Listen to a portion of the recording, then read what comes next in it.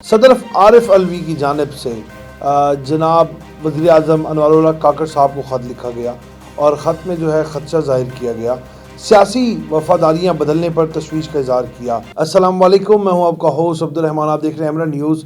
सदर आरिफ अलवी की जानिब से जनाब वज़ीर आज़म अनवारुल्लाह काकड़ साहब को ख़त लिखा गया और ख़त में जो है ख़दशा ज़ाहिर किया गया, सियासी वफादारियाँ बदलने पर तशवीश का इज़हार किया।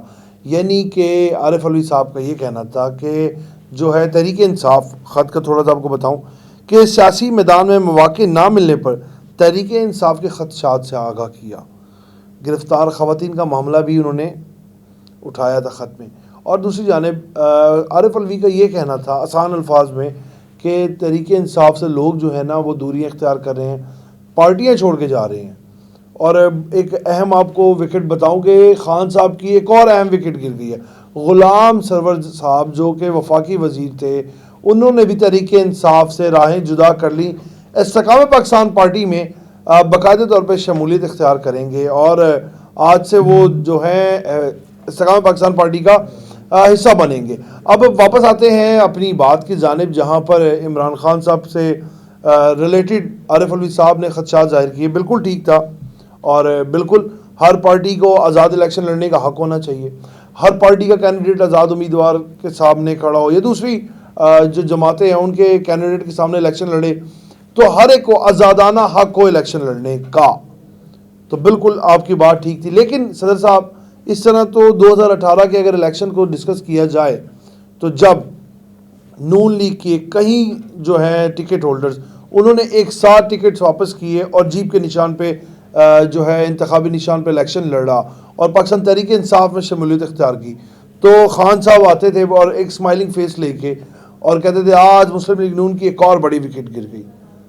तो मेरे ख्याल से मुकफ़ात अमल है, ये तो देना है। तो खान साहब का ये बड़ा मशहूर डायलॉग होता था, एक और विकेट गिर गई।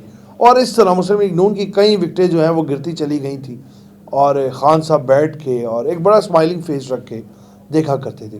और दूसरी जानिब साइफर केस, वो इमरान खान साहब के जो गले का ना फंदा बनता जा रहा है, यानी कि फंदा पहना दिया गया था, रस्सी दिन ब दिन सख्त होती जा रही है।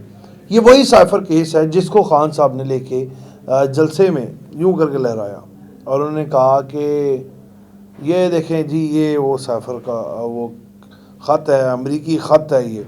और शाह महमूद कुरैशी साहब भी उस चक्कर में जो है पकड़े गए थे साइफर के मामलात में।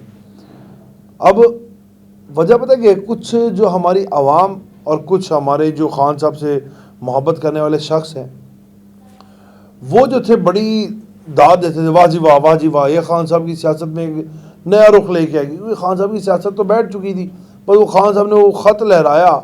अब उनको नहीं पता था कि ये कितना जो है उनके लिए मुश्किलात का सबब बनेगा, लेकिन उस टाइम उन्होंने वो जज्बात में लहराया कि मेरी आवाम बोलेगी वाह भाई, खान साहब एक अजीम लीडर बन के सामने आ चुके हैं।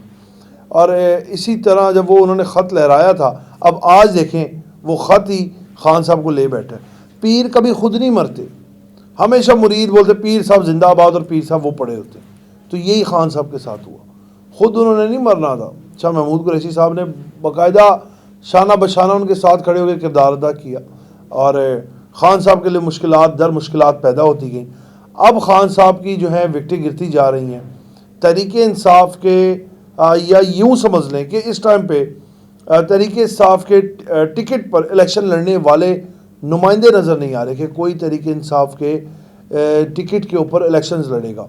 ये बड़ी एक तशवीशनाक बात है कि जो अपने आप को मकबूल तरीन जमात समझते थे, आज उनकी टिकट पर इलेक्शन लड़ने वाला कोई नज़र नहीं आ रहा। और ये हालात है कि जो फवाद चौधरी हैं वो एक ख्वाहिश ज़ाहिर कर रहे थे मियाँ मोहम्मद नवाज शरीफ से कि मियाँ साहब को चाहिए कि उस सियासी मैदान में जो है ना थोड़ी गर्मा गर्मी को कम करवा दें।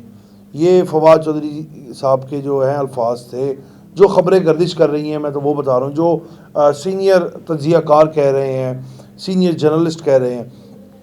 तो इसी तरह जो साइफर का केस था ना, वो भी एक सीनियर जर्नलिस्ट ने कहा था अपने व्लॉग में कि ये जो है ये इमरान खान साहब के जो है लिए अजाब पैदा हो जाएगा।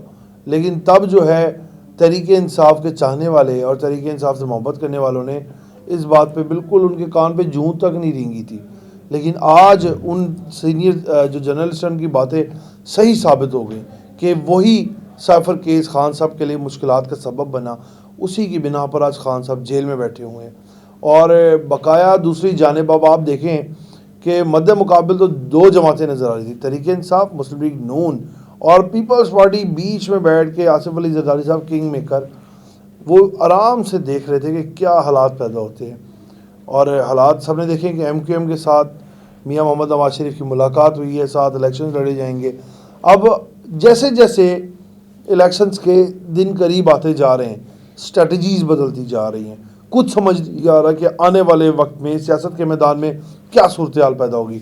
सीनियर तजियाकार भी देख के हैरान है कि सियासत तो देखी है, सियासत के मैदान में उतार चढ़ाव भी देखा है, लेकिन इस तरह इतनी तेज़ी से उतार चढ़ाव कि आज इतनी बड़ी विकेट गुलाम सरवर साहब की जो है उन्होंने टेक्सला से और उन्होंने अल्लाह हाफिज़ कर दिया। अब तहरीक इंसाफ को इस्तेकाम पाकिस्तान में शमूलियत का बाकायदा ऐलान किया और बाकायदा तौर पर बैठक होगी जिसमें फिरदौस आशिक अमान साहिबा, अलीम खान साहब, ये सब बैठेंगे और वो शमूलियत इस्तेकाम पाकिस्तान में बाकायदा तौर पर इख्तियार करेंगे। तो आप इसी के साथ अपने मेज़बान को इजाज़त दें, क्योंकि हमें भी इंतज़ार है आपकी तरह के इलेक्शन के दिन करीब आएंगे तो सियासत के मैदान में क्या तब्दीली आएंगी।